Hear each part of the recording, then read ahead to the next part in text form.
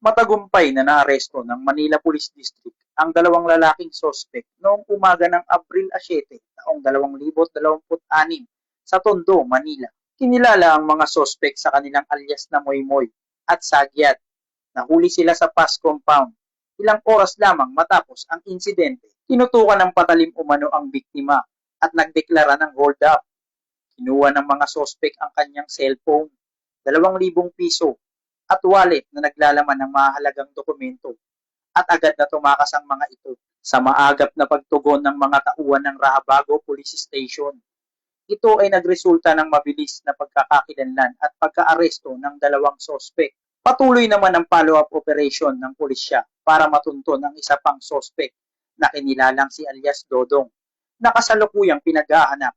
Samantala, kasalukuyang nasa kustodiya ng pulisya ang mga naarestong sospek at naharap sa reklamong paglabag sa robbery with violence or intimidation of persons sa ilalim ng Article 294 ng Revised Penal Code. Muling pinaalalahanan ng MPD ang publiko na maging mapagmatyag at agad na i-report ang anumang kahina-hinalang aktibidad sa pinakamalapit na himpilan ng pulisya sa oras ng pangangailangan o tumawag sa 911 Unified Emergency Hotline.